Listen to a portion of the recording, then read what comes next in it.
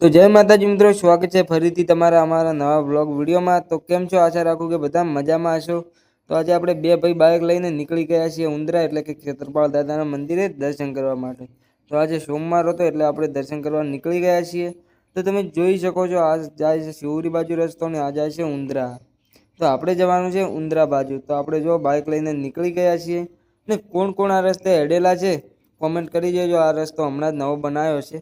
તો ફાઇનલી મિત્રો આપણે આવી ગયા બનાસ નદીમાં એટલે કે ઉંદરા આપણે જવાનો રસ્તો છે ત્યાં। તો હમણે નવો રસ્તો બનાવ્યો છે અને અહીંયા કોણ કોણ નીકળ્યા છે એ પણ કોમેન્ટ કરી દેજો।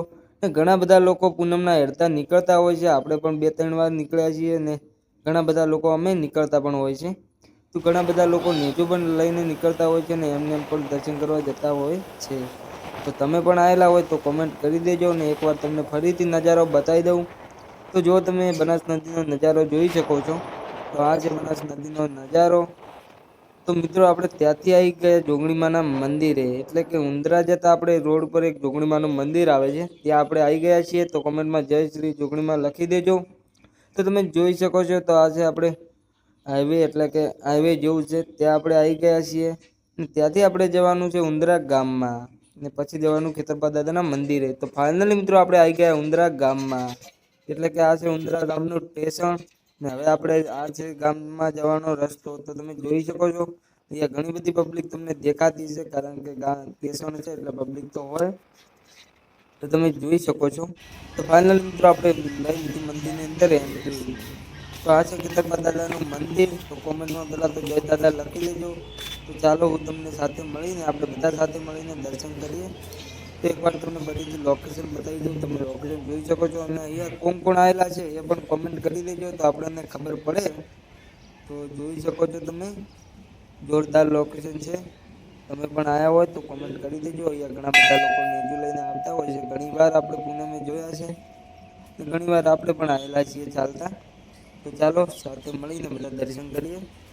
તો તમને લાઈવ દર્શન કરાવું તો કોમેન્ટમાં જય દાદા લખી દેજો, જય ખેતરપાળ દાદા। તમારી બધી જે મનોકામના પૂરી થશે। ફાઇનલી આપણે દર્શન કરીને આવી ગયા બારે।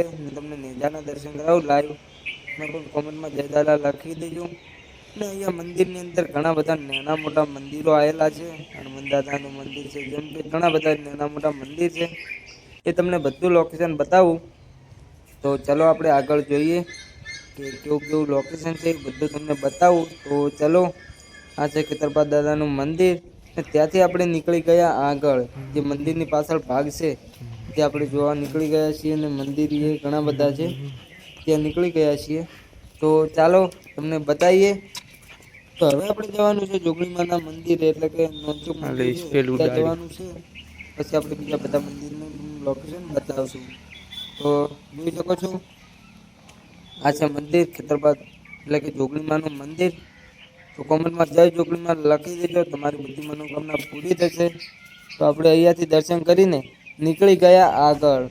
તો આવી ગયા છીએ અહીંયા લોકેશન છે જોરદાર લો આ ખેતરપાળનું મંદિર છે તેમની અંદર ઘણા બધા નાના મોટા મંદિર છે ત્યાં આવી ગયા છીએ। ને ત્યાંથી આપણે દર્શન બીજા કરીને તજાના ત્યાંથી આપણે નીકળી ગયા ઘર બાજુ એટલે કે આપણે આવી ગયા બનાસ નદીમાં। તો આપણે અહીંયાથી જવાનું છે મહાદેવ એટલે કે આપણે અહીંયા શંકરપુરા છે ત્યાં મહાદેવનું મંદિર છે અને આજે છે સોમવાર। તો આપણે ઉપર ગયા હતા એટલે આપણે જવાનું છે ત્યાં। તો ચલો આપણે જઈએ શંકરપુરા અને સાથે મળીને મહાદેવના દર્શન આપણે કરીએ। તો તમે જોઈ શકો છો પાછળનું લોકેશન ને અહીંયા કોણ કોણ આવેલા છે એ પણ કોમેન્ટ કરી દેજો। તો જો તમે જોઈ શકો છો લોકેશન। તો ત્યાંથી ફાઇનલ મિત્રો આપણે આવી ગયા મહાદેવના મંદિર એટલે કે શંકરપુરા। તો તમને દર્શન કરાવું લાઈવ તો હું તમને મહાદેવના દર્શન કરાવું તો કોમેન્ટમાં હર હર મહાદેવ લખી દેજો। તો બધા કોમેન્ટમાં હર હર મહાદેવ લખી દેજો, તમને લાઈવ દર્શન કરાવી નાખું જોઈ લો। તો આટલે આપણે બ્લોગ સમાપ્ત કરીએ છીએ। તો અમારો બ્લોગ તમને કેવો લાગ્યો એ કોમેન્ટમાં કહેતા જજો અને નવા હોય તો સબસ્ક્રાઈબ કરતા જજો। જય માતાજી, જય મહાદેવ।